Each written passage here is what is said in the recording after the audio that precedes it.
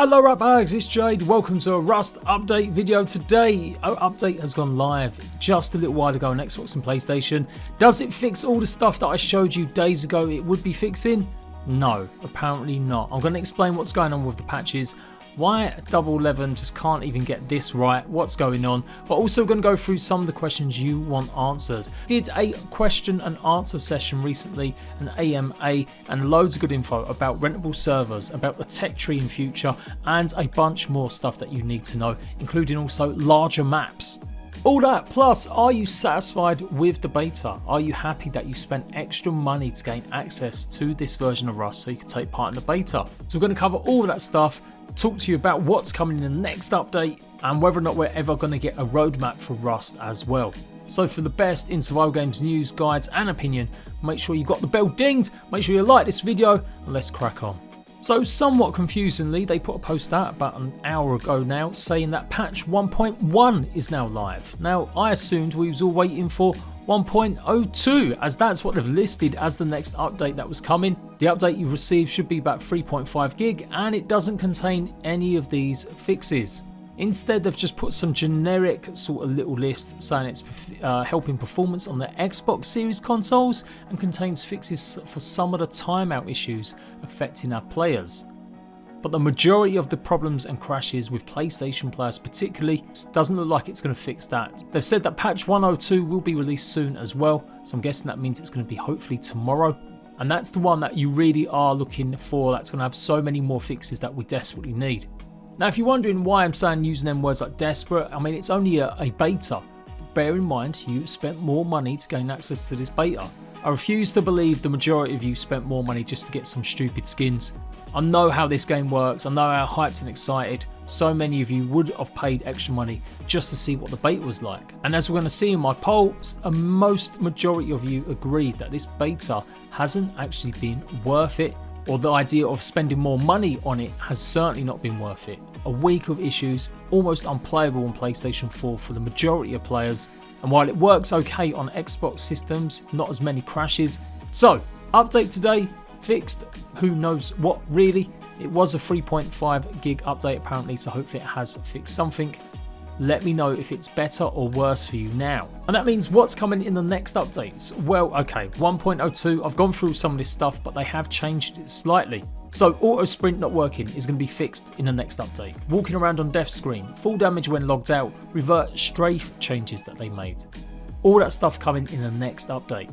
Aim assist merged from features branch. Suck it to all the dipshits I was arguing with in Discord the other day when I simply pointed out that aim assist is needed for these types of games because these aren't shooters. This isn't a Rainbow Six style situation. The actual velocity and the way that you have to aim your bullets and stuff, they suit games like Rainbow Six where the maps are really small, you only have like 12 players at most. It's probably less than that, I don't play R6. Whereas big survival games, you got to think about how much they've got to go through to memorize every base piece, every single one of the 100 players on that place, all the assets, all the trees, the resources, and then you're throwing in aiming and bullets and velocity. Rust just really isn't built for that kind of gameplay. I don't want to repeat too much, but I did tell you guys, Rust was based, the shooting system, on CSGO, which is built on tiny little maps, not these huge massive arenas and areas. That's why there's been so many issues, that's why Rust and shooting isn't like most other shooters you've ever played. So I assumed that aim assist would be a good idea, but a lot of you guys don't agree and that's fine. So they are doing separate servers for it where you'll be able to play on these servers and be able to have the aim assist added. I personally think they should have just added it to the whole game and just let people choose to turn it on or off if they really want it to be try hard. I'll definitely be playing on aim assist, I don't care if I'm a scrub. This game is not really a shooter game. The majority of the time you're gathering, you're crafting, or you're maybe doing a bit of melee combat. At most, bow and arrows. So the idea that, you don't have aim assist for that is just a bit of a weak argument from most people. Rust isn't a war simulator. It's not like DayZ, which was based on armor, so the bullets really have got like a real weight to it and everything you do is meant to be based on real life. Rust is meant to be the fun arcade version of DayZ. Anyway, that's coming in the next patch. Crash setting a server as favourite. That is also coming. You'll finally be able to hopefully find your servers being favourited as well. Missing buildings and Harbour, fixed. Next one, missing furnace and SMG skins, although nothing about the shotgun skins being invisible or white. No footsteps, SFX if wearing shoes. That's going to be fixed in the next update. They're going to finally remove the NDA text from the beta screen. So many dipshits literally have been crying, "Why are you streaming this? You can't, you're not allowed." And all they had to do was actually go and read the devlog that said you could stream and show the gameplay. Harsh, but I've been getting it a lot. There's always some like try-hard teacher's pet. As I said in my last video, I think they left that on purpose so people wouldn't be sharing how shit the beta was. But that's just me with my tinfoil hat on. They are also apparently as well removing the streaming blocks if you're trying to share from your PlayStation or Xbox. I use different software and recording gear, obviously my PC, but if you're trying to do it strictly through the PlayStation share or the Xbox share, you will be able to do that in the next patch. The server side list filtering will be fixed in the next patch. The Series X poor performance hopefully will be fixed in the next patch, and server ping crash fixes will be fixed. Clients running after kicked, invisible players and objects, that will all be fixed in the next patch. Well, they kind of think it will be. Look through wall exploit. Apparently you can do that right now, so if anyone knows how to do that, fill us in the comment section. Top 3 crashes for each platform, probably the most important one, and it's not in today's update. It's going to come in the update that I'm guessing is going to arrive on Monday or Tuesday. PlayStation have had it the worst. If you're on a PS4, you've absolutely been having the majority of the crashes and the problems. Xbox has relatively been okay. It's just the crapness of the FPS on that system I have found. So there we go. That is all coming in the next patch, and we're hoping and presuming it will be Monday. After that, they've moved some stuff to the patch after. Who knows when that's going to launch? Maybe towards the middle of the week or the end of the week. But bearing in mind the actual game beta is meant to finish on the 6th, I really do think they're extending it. The biggest one is having voice chat. It's been disabled on purpose. There's problems with it. They're going to be adding that back to 1.03. Server wipe time display will show up on that next patch, hopefully at the end of the week. And then all this stuff will be in the patch afterwards. Cannot place open doors, jittery linear movement, player report tool should use profanity filter, pumpkin corn related optimizations, red X on trees disappearing, skin loading hang, team system issues, translations update, voice chat quality improvements, performance drop around the armory, and yeah, as I said, they're going to add it to it, as well as some issues to do with headsets they're still kind of looking at. All in all, again, another really poor way to communicate. You set up a website, you show all the stuff that's going on, and then you go ahead and just update a completely different patch that doesn't have any real details. GG 11, GG. Now, they did do a Q&A session on Friday, and it had a bunch of info that I'm going to go through. But effectively, they are looking at the future of Rust. I've been complaining that they should really have a roadmap up and now. It does look like they are going to have something for that in the future.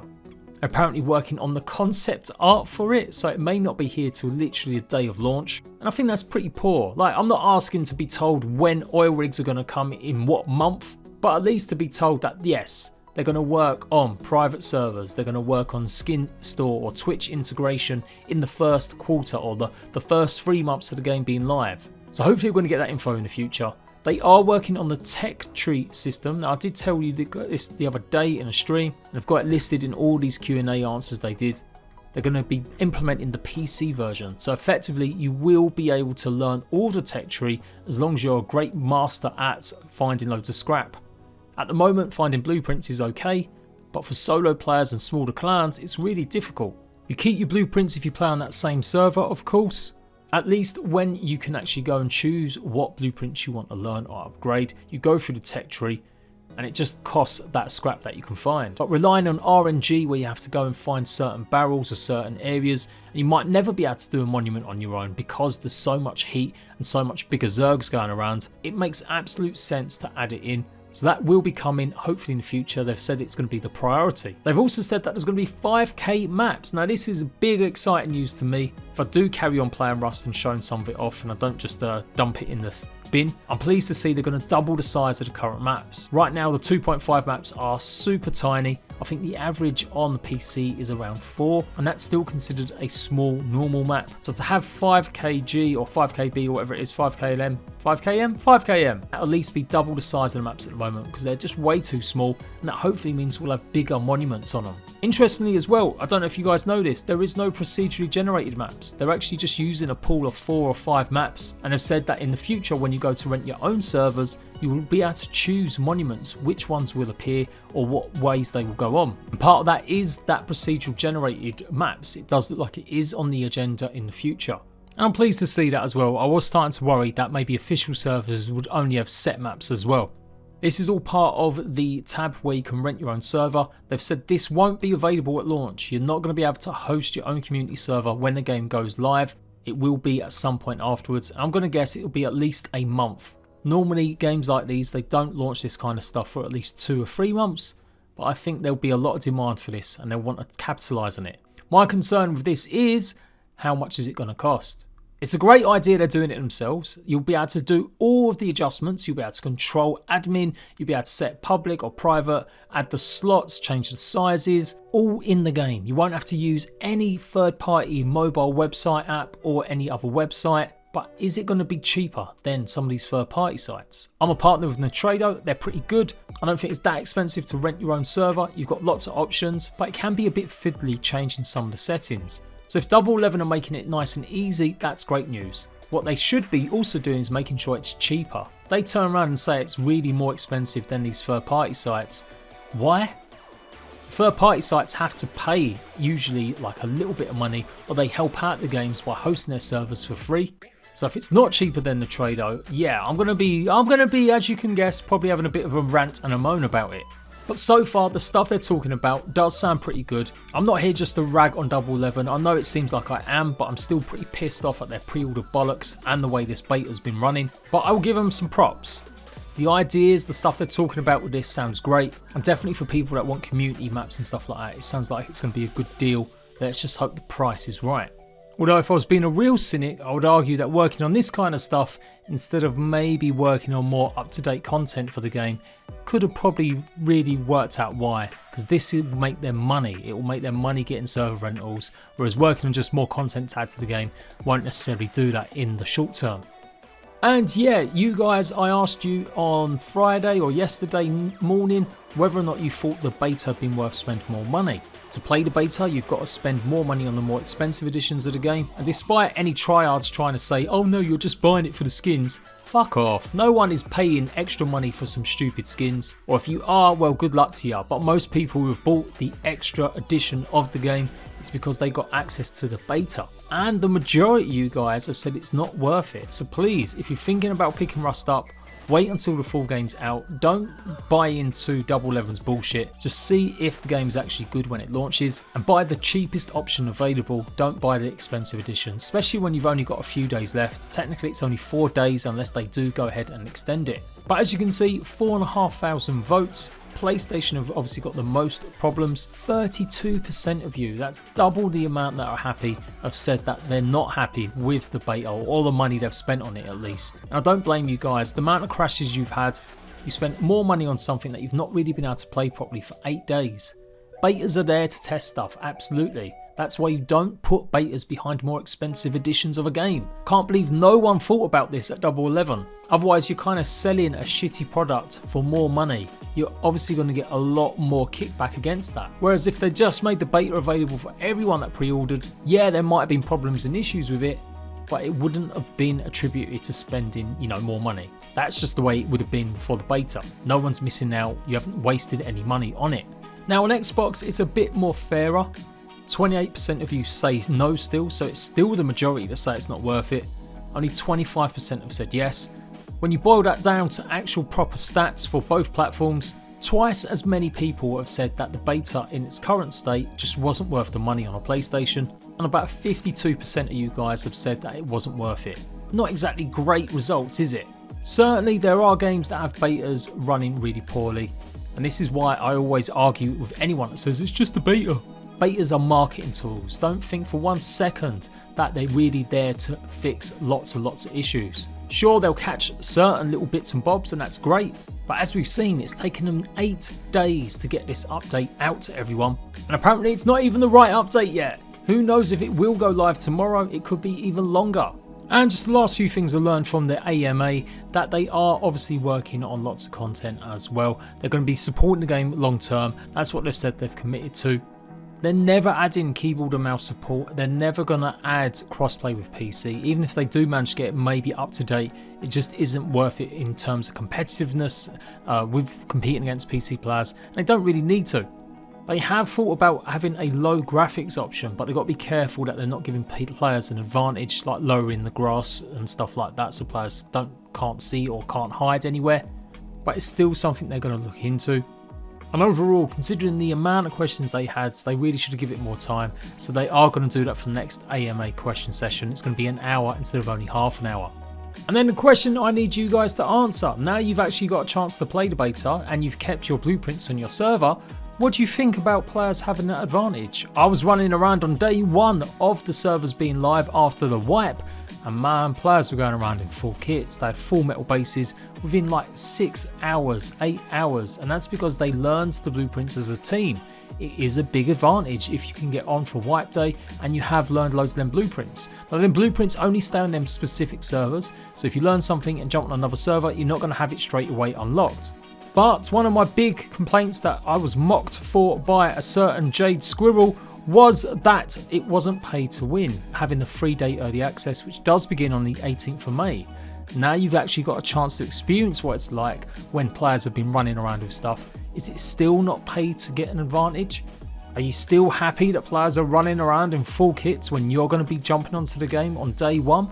What Double 11 needs to do is really make it clear that them servers have been running. They've said they're going to have new servers, and I get that, but there's still a chance that players will jump onto one of these servers not realising it's been live for 3 days.